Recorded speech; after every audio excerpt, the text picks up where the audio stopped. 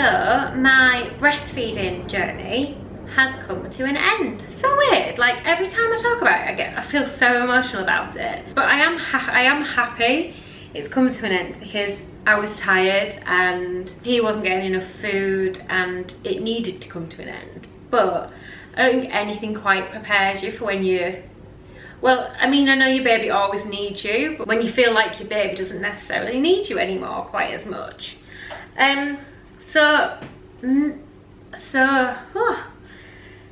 Yeah, coops, let me neck. So, I was kind of ready. My body was telling me that I didn't really kind of want to carry on anymore. I was tired. I was just ready to stop. And I also felt like Cooper wasn't really getting all the goodness he needed from me anymore. I think because I was so tired, I almost felt like my boobs weren't quite filling up as much as they had before. And as kind of the days went on, they just seemed to fill up less and less. I'm sweating. Oh, it's hot, Coops.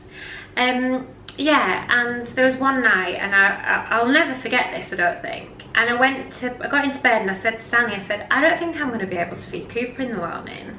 And Danny was like, why? I was like, I just don't think I'm going to have enough milk. And I just knew.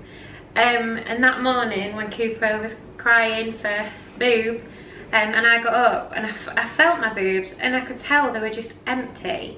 The few days prior to that, I'd fed Cooper and he wasn't satisfied. So he'd have a feed and he'd need more, so he'd need me to top him up with formula. And I thought to myself, I can't carry on doing this because it's such a faff, you know. He obviously wasn't getting what he needed from me. So that morning when my milk just wasn't there, my body had just kind of said, that's enough now. Went downstairs and made him up his formula, and that was kind of that. And I think the difficult thing for me is that I didn't appreciate that last feed. I sound like such a blooming fanny, don't I? But yeah, I think the last feed that you have with your baby is so special, and I missed it because I didn't realise it was going to be my last one, which is kind of why I wished I'd have like stopped on my terms. That's what I kind of wish. So I did 6 months, and I'm so proud of myself for doing those 6 months. And you know, that's just the way it happened. And everyone's very different. So some people can't breastfeed, and that must be so upsetting. Some people don't want to, which is absolutely their call. But I loved it. I loved not every second. I loved a lot of feeding Cooper. I really did. The way he looked at me when I fed him, and he started doing this thing the older he got where he'd be having food and then he'd stop and like laugh at me and then start again. And I miss that because he doesn't really do that on the bottle. It's definitely a different feeling. I think for me, going from breastfeeding to bottle, it's a little bit of a different feeling. But I'm just happy because he's happy now. He's so much more contented, which makes me think, God, was I starving him before? Because he feeds less and he sleeps better. So, you know, I'm just kind of doing what's right for my baby. Obviously, if my food's not there, if my milk's not there, it's not there. And I did kind of want to, you know, stop anyway. I feel like I'm just going over the same point. I'm kind of not quite with it because I'm a bit emotional. But a lot of you have asked kind of how I stopped. So obviously that's how I stopped. It was just a natural process. But even though kind of my body wasn't producing enough milk, when I did stop, my boobs did fill up and they did really hurt.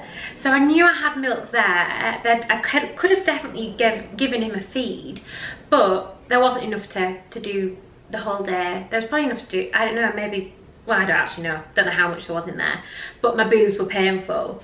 And I got so much great advice from people. When they got so sore, I'd just squeeze a tiny bit off, but not too much, because otherwise it then makes your boobs start producing more and more milk because they're getting, well, think they're being drained, but you know, it's just you. It's not your baby eating. So yeah, I'd relieve a little bit of pressure, but try not to do it very often at all. And I just had to kind of sit it out. I took paracetamol or ibuprofen when it got really painful. I think that was like the second day. But as the week went on, they just kind of stopped.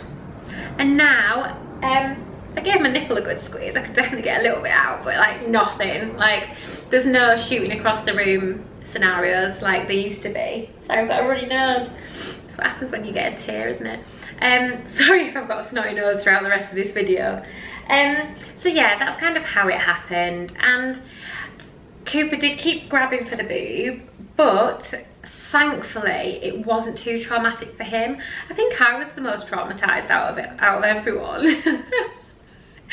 And to be honest, I thought it was going to be more of a faff bottle feeding, but actually I would probably hold my hands up and say it's a little bit easier. I mean, I would recommend anyone to give breastfeeding a go. If it's for you and you want to try it, definitely give it a go because it's lovely. But bottle feeding, not too tricky at all, really. The only difference really I find with Coops is I've got to give him a little wind after I've fed him, which didn't have to do with breastfeeding. And his poos are different. There's definitely a bit of a stench to these formula poos. And for those of you wondering about my stash of breast milk in the freezer, sorry. Oh, snotty nose. In the freezer, yeah, I used all that up. So that kind of went in the bottles first and then to formula when that ran out.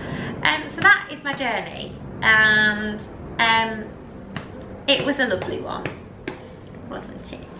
You looked at me like you knew what I said then. Oh, I love you so much. So that was my journey. And Coops, are you happy? Are you happy? Do you want to tell everyone how happy you are now you're a very well-fed boy? No, I just like to look at my feet, mummy. So yeah, that was my journey and that's how it ended. I hope that wasn't too morbid. Morbid? That's not the right word. Depressing for you guys. Wasn't expecting to get teary, but these bloody hormones, eh? And I do think actually when you when you stop breastfeeding, your hormones do go a little bit mental again. So there we go. I will see you guys next week. Lots of love from me and Coops. Bye! Thanks so much for watching Bump. If you want to watch the playlist, then click here. And if you want to watch last week's episode, then click here.